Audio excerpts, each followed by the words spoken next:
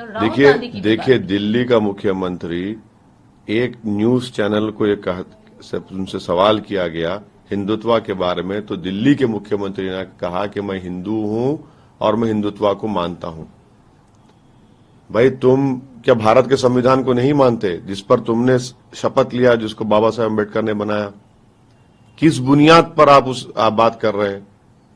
आप क्या पैगाम देना चाह रहे हैं?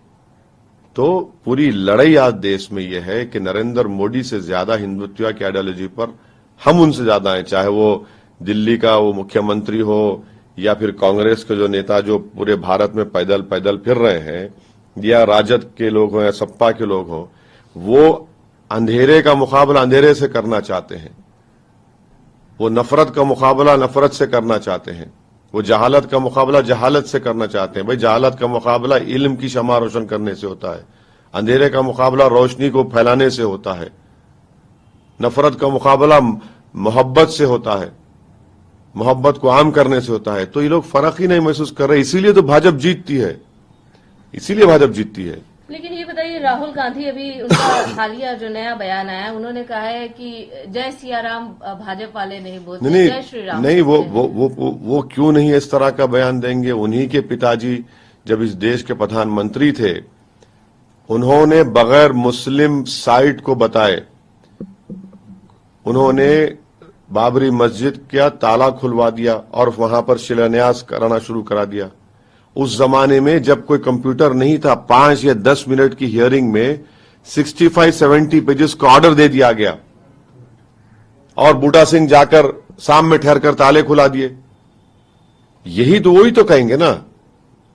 48 में 48 या 49 में जब मूर्तियां रखी गई थी, कांग्रेस की सरकार थी, जीबी पंत थे, नेहरू प्रधानमंत्री थे, और नेहरू के जो नवासा था राजीव गांधी, उन्होंने ताले खुलवा दिए। जब बाबरी मस्जिद को शहीद किया गया, नरसिम्हा राव कांग्रेस के प्रधानमंत्री थे। वही तो बोलेंगे बात, और कौन बोलेगा? नहीं, वो तो देख रहे हैं ना कि ये वो शख्स है जिसने तबलीगी जमात पर झूठा इल्जाम लगाया था, जिसको कोर्ट ने खारिज कर दिया। ये वो शख्स है, जब दिल्ली में राइट्स हो रहे थे तो बजाय राइट्स को रोकने के वो जाकर राजघाट पर आंख और जबान बंद करके बैठ गया। ये वो शख्स है जिसने दिल्ली में डिमोलिशन करवाया और कहा कि वो पूरे बांग्लादेशी रोहिंग्या है। ये वो शख्स है जो करेंसी नोट के ऊपर महात्मा गांधी की फोटो हटाकर किसी और की देवी देवताओं की फोटो चाहता है। ये वो शख्स है जो हिंदुत्व की आइडियोलॉजी को ये कहता है कि हाँ मैं हिंदू हूं और हिंदुत्व आइडियोलॉजी है। तो सब देख रहे हैं लोग, ये भी देख रहे हैं लोग। एक अंतिम सवाल, एआईयूडीएफ के जो प्रमुख है बदरुद्दीन अजमल का जो बयान आया है, उस पर आपकी क्या टिप्पणी? नहीं, मैं बदरुद्दीन भाई ने किस कंटेक्स्ट में कहा है नहीं कहा है, वो खुद बेहतर उसको सब्सटैंशिएट कर सकेंगे, उस पर रोशनी डाल सकेंगे। मैं उस पर कुछ नहीं बोल सकता।